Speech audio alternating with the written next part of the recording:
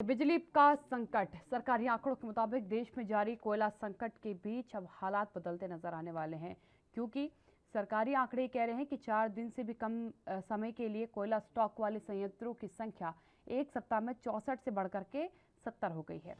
ये आंकड़े रविवार तक के सामने आए हैं। इन संयंत्रों में कोयला नहीं पहुंचा तो बिजली उत्पादन कभी भी बंद हो सकता है। केंद्रीय ऊर्जा मंत्रालय और कोयला सचिव मंगलवार को मौजूदा हालात से जुड़ी पूरी जानकारी प्रधानमंत्री के प्रधान सचिव के सामने पेश करेंगे।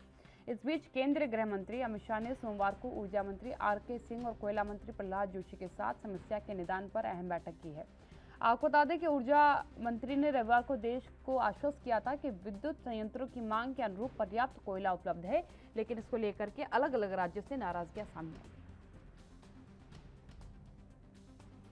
दिल्ली की सरकार ने लिखा, दिल्ली के मुख्यमंत्री जी ने केंद्र सरकार को लिखा, आंध्र प्रदेश के मुख्यमंत्री ने केंद्र सरकार को लिखा, पंजाब की सरकार कह रही है, यूपी की सरकार कह रही है, गुजरात की सरकार भी कह रही है कि साहब पावर कोल का क्राइसिस है, राजस्थान की सरकार कह रही है। कई राज्य सरकारों ने बताया है कि वो किस तरह से पावर कट प्लान कर रहे हैं। ये भी सूचनाएं आ रही हैं कि उत्तर प्रदेश सहित कई जगहों पर पावर प्लांट बंद हो गए हैं। मैं लेटेस्ट देख रहा था, 6 पावर प्लांट के बारे में तो न्यूज है कि वो बंद हो रहे हैं कोल क्राइसिस की वजह से, और केंद्र सरकार कह रही है कि कोई क्राइसिस नहीं है।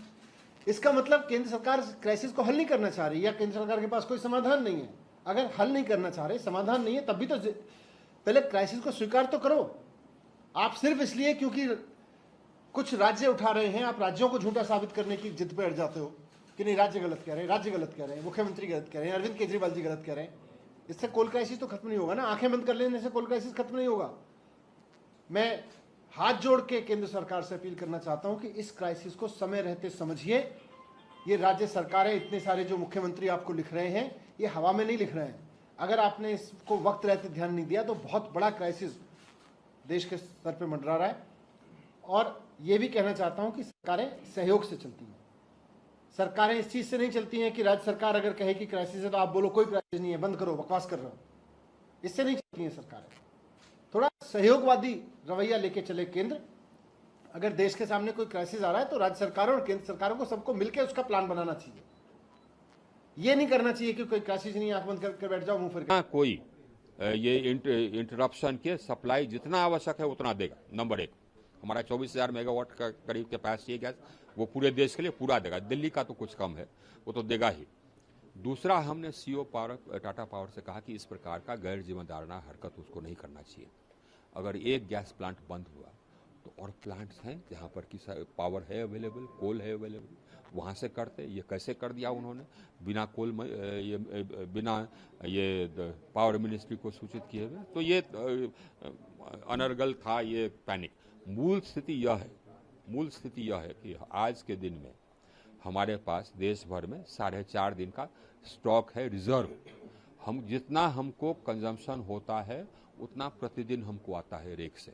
हमारा प्रतिदिन का कंजम्पशन है 1.75 मिलियन टन्स। वो 1.75 मिलियन टन्स हमको आता है। कल भी आया, कल हमको 275 रेक आए। और ये कौन सा रेक कहाँ जाएगा, ये प्रतिदिन पावर और कोल मिनिस्ट्री मिलकर के डिसाइड करती है, ताकि सबको पर्याप्त कोल। वहीं इस मामले में सत्येंद्र जैन ने क्या कुछ कहा है वो भी सुन लीजिए। कोयले का जो स्टॉक है किसी भी पावर प्लांट में कम से कम किसी भी हालत में 15 दिन से कम का नहीं होना चाहिए। वैसे तो 20 से 30 दिन का स्टॉक होना चाहिए। ज़्यादातर प्लांट्स में 1 से 2 दिन 3 दिन का स्टॉक बचा है। और एनटीपीसी जो देश में सबसे ज़्यादा बिजली बनाती है, केंद्र सरकार को उपक्रम में है, आज उसने ज़्यादातर प्लांट, ज़्यादातर सारे ही प्लांट 55% पे कर दी है कैपेसिटी। जितना उनकी टोटल कैपेसिटी है उसका 55% पे 50% पे वो चला रहे हैं। और 55 या 50% के हिसाब से होता है 4 दिन का हो। अगर फुल कैपेसिटी चलाएंगे तो वो 2 दिन का रह जाएगा। अगर फुल पे चलाएंगे जो 1 दिन का कोयला है तो आधे दिन का रह जाएगा। तो कोयले की बहुत बड़ी इस टाइम थर्मल पावर प्लांट्स में दिल्ली के अंदर इस टाइम बहुत ही कम डिमांड है। जो पीक डिमांड गई थी हमारी वो 7,300 से भी ज़्यादा थी, 7,400 गई थी। अभी जो पीक डिमांड है 4562 मेगावाट कल थी, 4562। इतनी कम होने के बावजूद भी कि हमारी डिमांड 60% रह गई है पीक से, उसके बावजूद भी बिजली के अंदर हमें आज आपको बताएं कि हम 17 रुपये यूनिट, 20 रुपये यूनिट बिजली खरीद रहे हैं मार्केट से खरीद के, तब सप्लाई कर पा रहे हैं। जिनसे हमारे एग्रीमेंट्स हैं सबसे ज़्यादा हमारे एनटीपीसी के साथ हैं। एनटीपीसी ने सीधा ही कटौती करके ना आधी कर दी और उनका एक ये पीपीए में एग्रीमेंट में ऐसे ही बोल देते हैं, तो फिर पूरे देश में कट क्यों लग रहे हैं? अच्छा, हमें जानकारी नहीं, योगी जी को तो होगी, योगी जी तो उन्हीं के मुख्यमंत्री है, फिर योगी जी पत्र क्यों लिख रहे हैं? उन्होंने ये भी कहा था सर, बवाना प्लांट की जो बात थी उसका जो पावर परचेज एग्रीमेंट है या कॉन्ट्रैक्ट है वो खत्म होने वाला है 11 को, उसके कारण उसकी गैस सप्लाई में देखिएगा, उन्होंने साफ कह दिया था हम गैस नहीं देंगे। अभी ये तो कल परसों पत्र लिखने के बाद उन्होंने कहा नहीं गैस दे देंगे। अरे गैस दे देंगे, परंतु गैस से सोल्यूशन नहीं है। जो एनटीपीसी का करार है पूरी बिजली दे दे। एनटीपीसी अगर आधी बिजली सारे प्लांट से दे रही, किसी एक प्लांट से आधी दे दे, समझ में आता है। पूरे देश के सभी प्लांट से अगर आधी बिजली देगा तो कैसे काम करेगा? तो आपने राहुल आनंद को भी सुना, उन्होंने कहा कि अगर हर प्लांट आधी आधी बिजली देगा तो ये एक समस्या का विषय है। अगर एक प्लांट आधी बिजली देता तो समझ में आता है। इसका मतलब सीधा है कि कोयले की किल्लत चल रही है, लेकिन जो केंद्र सरकार है वो इसे मानने को तैयार नहीं।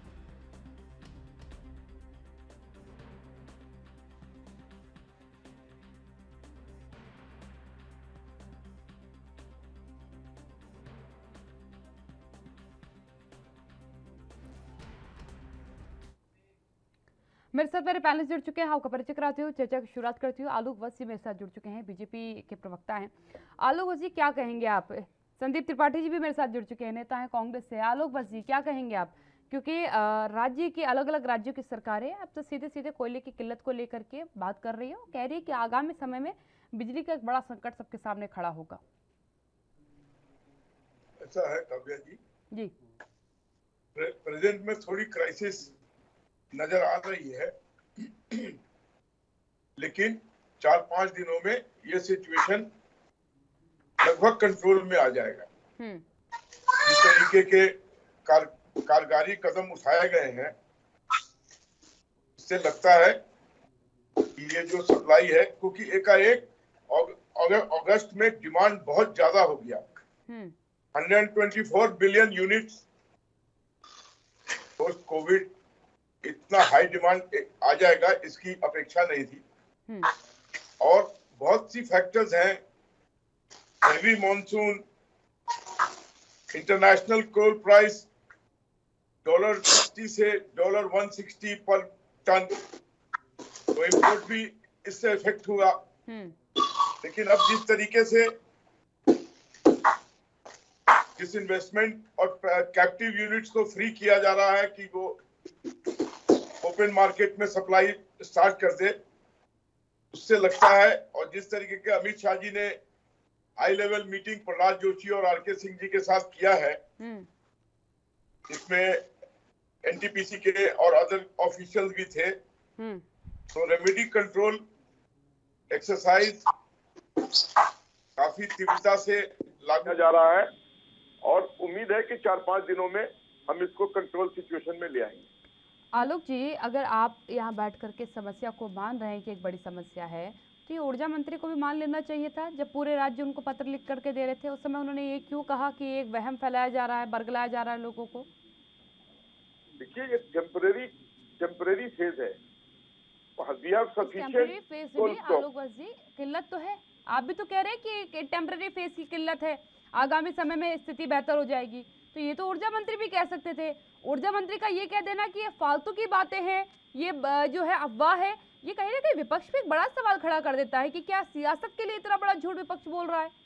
देखिए, उन्होंने जो कहा कि जिस तरीके से कहा जा रहा है कि कोल शॉर्टेज है और पूरा ब्लैकआउट हो जाएगा, वो सिचुएशन नहीं है। सिचुएशन माइनर सिचुएशन है जिसको हम कंट्रोल कर लेंगे। इस बिला पे उन्होंने ये कहा कि जिस तरीके की अफवाहें फैला जा रही है, लोग कह रहे थे कि कंप्लीट ब्लैकआउट में चला जाएगा, बहुत से राज्य कंप्लीट ब्लैकआउट में चले जाएंगे, ये सिचुएशन नहीं है। और हमने इमीडिएट रेमेडियल मेजर्स लिया है। कैप्टिव कोल यूनिट माइंस को भी हमने 50% अपना कोल ओपन मार्केट में सेल करने के लिए दिया है। तो 3-4 दिन में आप देखिएगा सिचुएशन पूरी तरीके से कंट्रोल में आ जाएगा। सारे मेजर्स जिससे कि सप्लाई इंप्रूव हो सकती है वो किया जा रहा है। नॉन कैप्टिव माइंस को भी फ्री मार्केट में अलाउ किया जा रहा है कि सेल, आप अपना कोल सेल कर सकते हैं। और आप देखिए कि क्या कारण थे। अब $60 से $160 पर टन इंटरनेशनल प्राइस हो गया। We are the second largest importer of coal in the world. तो ये सब इफेक्ट तो करेगा ही ना। पोस्ट कोविड अब आप देखिएगा अक्टूबर के बाद जब डिमांड इलेक्ट्रिसिटी की थोड़ी ठंड बढ़ेगी, इलेक्ट्रिसिटी की डिमांड आएगी, उस समय तक सब चीज कंट्रोल में आ चुका होगा। और जो बफर स्टॉक है थर्मल पावर्स को, जो 135 थर्मल पावर है हिंदुस्तान में जो कोल बेस्ड है, उन सब के यहाँ सफिशिएंट स्टॉकिंग भी हो जाएगी। ठीक है, संदीप त्रिपाठी जी के पास जाऊंगी मैं। संदीप जी क्या कहेंगे आप, क्योंकि देखिए आलोक बस ये मान रहे हैं कि एक टेम्पररी टाइम के लिए आप कह सकते हैं कि किल्लत एकाएक सामने आ गई हमारे, लेकिन आगामी समय में स्थितियां आएंगी नहीं। देखिए, पहली बात तो आलोक बसु जी मान रहे हैं, लेकिन जो जिम्मेदार व्यक्ति है वो इस बात को मान ही नहीं रहा है कि कोयले की कमी है। दूसरी बात, हमारे मित्र ने कहा कि 3-4 बजे बताइए। बारिश तो हर वर्ष होती है और आप कह रहे हैं कि अरे बसु जी कृपया बीच में मत बोलिए, थोड़ा धैर्य से सुन लीजिए। अभी आपने कहा कि बिजली की एकाएक डिमांड बढ़ गई। हमारे मित्र बताएंगे कितना बढ़ गई। 2019 के बाद, 2019 के बाद, 2020 की बात ही नहीं करेंगे, 2020-21 की बात नहीं करेंगे, यानी 2 वर्षों की बात नहीं करेंगे, 2019 से कंपैरिजन करेंगे। कह रहे हैं कि 2019 के बाद 17% जो है बिजली की डिमांड बढ़ गई। अरे भाई 2020 की बात कर लीजिए, 2021 की बात, 20-21 की बात कर लीजिए, 19-20 की बात छोड़िए आप, तो उससे डिमांड बढ़ी नहीं। बात आप समझिए कि हो क्या रहा है। पहली बात तो जो ये कोयला आता है ये सेंट्रल गवर्नमेंट के अंडर में आता है और ये जो हमारा देश बना हुआ है ये विभिन्न राज्यों से मिलकर बना हुआ है। इसमें अलग अलग जगह अलग अलग लोगों की सरकारें रहती है, अलग अलग पार्टियों की सरकारें रहती है। जिस प्रकार से आप महाराष्ट्र में देखिए 13 जो है बिजली यूनिट पूर्णतः बंद हो चुकी है कोयले की कमी की वजह से। 7 यूनिट जो है 7 जो है बिजली घर आपके पंजाब में बंद हो चुके हैं, 3 केरला में बंद होने की कंडीशन में है। और हमारे मित्र कह रहे हैं कि अच्छा कर लिया जाएगा। अच्छी बात है, इस पर करें, ऐसा ना हो, लेकिन आप तब तक सोते रहते हैं जब तक हल्ला नहीं मच जाता है। आपकी हर जगह समस्या है। आप कोरोना टाइम आया, ऑक्सीजन की व्यवस्था, जबकि पूरे वैज्ञानिक चिल्ला रहे थे, सब कोई कह रहे थे, आपके मंत्री नहीं मान रहे थे, आप जैसे लोग उस समय भी मान रहे थे। अब आप जैसे लोगों को कितने लोग सुनते हैं, जरा बताइए। जब हमारे देश का जो मंत्री है वो नहीं मानेगा इस बात को, तो समाधान कैसे निकलेगा? दूसरी बात, समाधान कौन निकाल रहा है जरा देखिए। अमित शाह कौन है? अमित शाह है गृह मंत्री। वो उनका ये विषय ही नहीं है। ये जो बैठक होनी चाहिए प्रधानमंत्री जी को संज्ञान लेना चाहिए। लेकिन भाजपा में समस्या ये है कि कपड़ा मंत्रालय में समस्या होगी, उस पर सवाल उठेगा तो रेल मंत्रालय के लोग जवाब देंगे, रेल मंत्रालय पर सवाल उठाएगा तो वाणिज्य मंत्री जवाब देगा, वाणिज्य मंत्री पर सवाल उठेगा तो परिवहन मंत्री जवाब देगा, परिवहन मंत्री पर सवाल उठेगा तो खेल मंत्री जवाब देगा। मतलब पूर्णतः अनरिस्पॉन्सिबल व्यक्ति है, पूरी तरह से अनरिस्पॉन्सिबल सरकार है ये गैर जिम्मेदाराना सरकार है। लेकिन संदीप जी आज प्रधानमंत्री के प्रधान सचिव के साथ बैठक है। काव्या जी बहुत अच्छी बात है, मैंने कहा कि पहले होनी चाहिए। बिल्कुल। एक और बहुत बड़ी बात, देखिए अभी हमारे मित्र ने कहा हम 10% कोयला इंपोर्ट करते हैं और 90% जो है लगभग कोयला अपने यहाँ से ही लेते हैं। और सबसे बड़े इंपोर्टर कौन है? हमारे अडानी भैया। और जो आज जो बड़ी बड़ी माइंस की जो दिया गया ठेका जिसको मिला, जिसने खरीदा, उसको किसने खरीदा? अडानी भैया ने। अब अडानी भैया ने उत्पादन कम कर दिया, उत्पादन घटा है। 723 मिलियन टन इस वर्ष हुआ है, जो कि 730 के ऊपर अगले वर्ष था। ये भाजपा के हमारे मित्र नहीं बताएंगे। इंपोर्ट कम हुआ, ये हमारे भाजपा के मित्र नहीं बताएंगे। यानी अडानी, देखिए निजीकरण का क्या नुकसान है ये जनता को समझ में आना चाहिए। ये निजीकरण का ही असर है कि जब चाहेंगे अडानी भैया पूरी देश की बिजली को गुल्ल कर देंगे, जब अडानी भैया चाहेंगे तो पूरे देश को कोयला का जो है गुम कर देंगे। और आज जो निजीकरण, ये जो 3 कानून के माध्यम से खेती में लाना चाह रहे हैं, यही स्थिति जब चाहेंगे पूरे देश को खाने से महरूम कर देंगे। जिस तरीके से लगातार ये निजीकरण पर निजीकरण करते जा रहे हैं, उसका दुष्परिणाम आज सामने आने लगा है। और जब चाहेंगे, जैसे हमने बताया कि जब चाहेंगे बिजली गुल कर देंगे, जब चाहेंगे कोयले का स्टॉक कम कर देंगे, जब चाहेंगे अपने पोर्ट पर हेरोइन मंगा लेंगे, जब चाहेंगे अपने पोर्ट पर ड्रग्स मंगा लेंगे। ये निजीकरण जो है, सार्वजनिक और निजीकरण का यही अंतर है। जनता को इस बात को समझना चाहिए और समझ रही है। अब जब समझ रही है तो भाजपा को सवाल उठ रहे हैं, तो अब जवाब देना इनको मुश्किल हो रहा है। जी आलोक बसी जवाब दीजिएगा। देखिए कांग्रेसियों को ये अडानी और देश का आम नागरिक हो, कांग्रेसी बात मत करिए। उत्तर प्रदेश के बिजली मंत्री ने भी ट्वीट किया, पढ़ लीजिएगा। आप बोल रहे थे तो मैं सुन रहा था, अब मैं बोल रहा हूँ तो आप सुनिए। शुरुआत की उस सबको गलत, अभी आपको बहुत सारी संघी वगैरह से संबोधित कर सकता था। काव्या जी ठीक है, इनको रोकिए, ये बोल रहे थे तो मैं सुन रहा था। बिल्कुल वाजिब बात है। आलोक वजीर, अब अपना जवाब दीजिएगा। संदीप जी, इसके बाद आप काउंटर आंसर करिएगा। इनको ये बुखार हर वक्त चढ़ा रहता है। इनको मालूम होना चाहिए कि 2020 में जब ज्वाइंट ऑक्शन हुआ कोल माइन और बॉक्साइट का, 8 कंपनियां सेल हुई, उसमें एक भी कंपनी अडानी की नहीं थी। और अभी 40 प्रोसेस में है सेल के। ओपन मार्केट में सेल होगा, जो सबसे ज्यादा बोली लगाएगा उसको दिया जाएगा। तो इसमें अडानी कहां से आ गया भाई? और अडानी देश की प्रगति बढ़ा रहे हैं कि वो देश को रोकने से उनको क्या फायदा है? एकाएक कोविड के बाद, ठीक है, अगस्त में आलोक वजीर आपका रुकना चाहूंगी क्योंकि ब्रेक का वक्त हो गया। उसके बाद आपकी बात को पूरा करवाती हूँ। ब्रेक का वक्त हो गया है, छोटे से ब्रेक के लिए मैं रुकूंगी, जल्द हाजिर होती हूँ।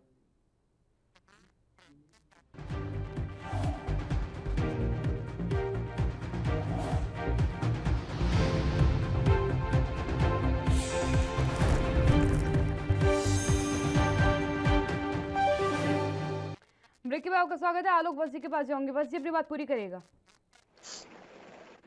काव्या जी जी, पोस्ट कोविड जिस तरीके से इकोनॉमी में रिकवरी आई है वो अभूतपूर्व है। और demand highest, peak demand 124 billion unit का आ गया, जिसके लिए थोड़ी तैयारी पीछे से उतनी नहीं थी। लेकिन ये मानना चाहिए मेरे फाजिल दोस्त को कि 77 साल में इस तरीके का मॉनसून नहीं आया था। कोल माइंस इफेक्ट होते हैं, मॉनसून से बहुत ज्यादा प्रभावित होते हैं, वहां माइनिंग में प्रॉब्लम आती है। सवाल आलोक वसी ये नहीं है, सवाल ये है कि आपके मंत्री ने माना क्यों नहीं इस बात को, जिस बात को आप मान गए, गृह मंत्री मान गए कि नहीं सही में किल्लत आई।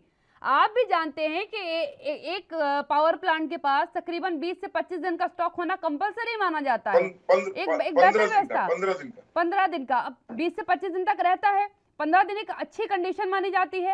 आपके मंत्री खुद कह रहे हैं कि हमारे पास 4.5 दिन का बचा हुआ है।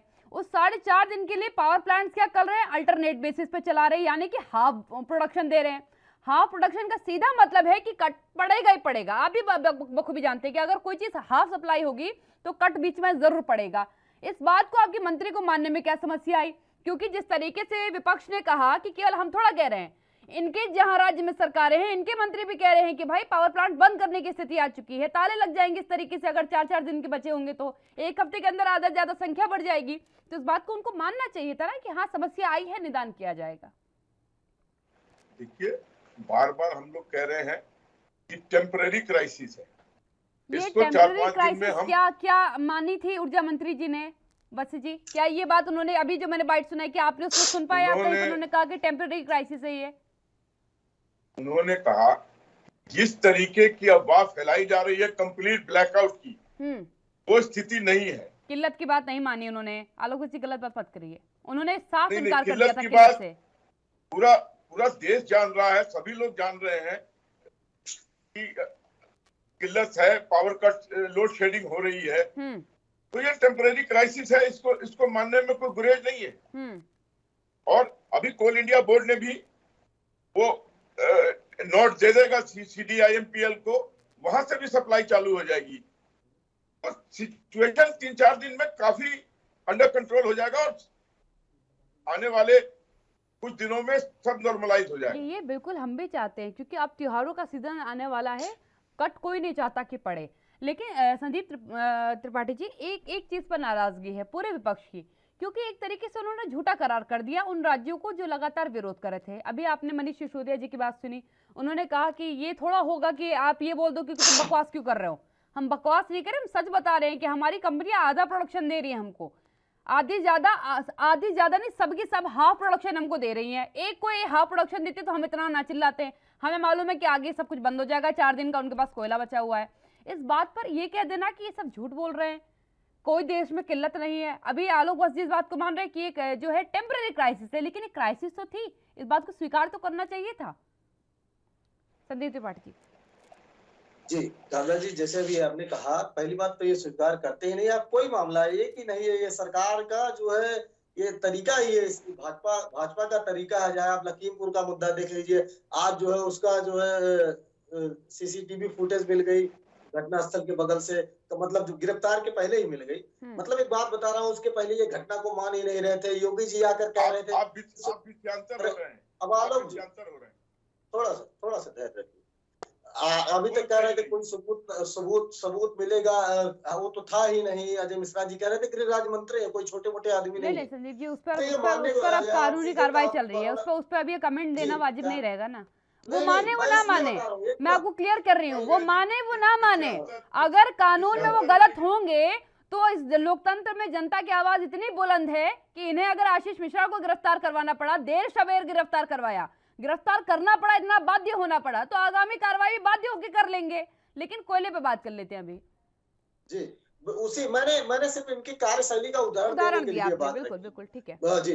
दूसरी बात, अभी आप कह रहे हैं कि नेशनल पावर कार्यशैली का उदाहरण दे सकता हूँ।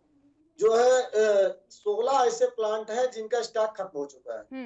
30 प्लांट ऐसे हैं जिनके पास 1 दिन का स्टॉक है। 18 के पास 2 दिन का है। 19 के पास 3 दिन का है। 9 के पास 4 दिन का है। 6 के पास 5 दिन का है। 10 प्लांट के पास 6 दिन का कोयले का स्टॉक है, जबकि 2 प्लांट ऐसे हैं जिनके पास 7 से 8 दिन का स्टॉक है। अब हमारे मित्र बताएंगे कैसे स्थिति, आप कौन सी जादू की छड़ी घुमा देंगे? मतलब आप सोते रहेंगे, जब विपक्ष आवाज उठाएगा, विपक्ष के नेता आवाज उठाएंगे, जब मुख्यमंत्री आवाज उठाएगा, तब सोकर आप खड़बड़ा कर उठेंगे, कहेंगे कि हम जादू की छड़ी घुमाएंगे, सही हो जाएगा। कैसे सही हो जाएगा? यही काम आपने कोरोना के समय में किया था, और उसके बाद आप मानेंगे भी नहीं। दूसरी बात, एक चीज और समझिए, ये कोई स्थिति एक दिन में नहीं पैदा हो गई। हमारे भाजपा के मित्र को बता दीजिए कि इसी साल में जून में जो है बिजली कंपनियों के पास 17 दिन का कोल स्टॉक था। मतलब जून में, कितने महीने पहले। तो आप जाहिर सी बात है स्थिति कैसे बुरी हुई आप समझ सकते हैं। दूसरी बात, और बारिश की बात, बारिश पहले भी होती रही है, आज भी हो रही है। दूसरी बात, आप एक और मानसून में थोड़ा अंतर पड़ा है इस बार। संदीप जी इस बार थोड़ा सा असर रहा था, लेट गया था इस बार मानसून। 70 साल में इतनी बारिश नहीं हुई जी। तो पहले नहीं हुआ, तब तो कोयला उत्पादन बढ़ जाना चाहिए। दूसरी बात, एक चीज और मैं समझा रहा हूँ, सुन लीजिए ना। अभी एक बयान आया कोल इंडिया लिमिटेड का कि 400 लाख टन कोयला उसके पास पड़ा है।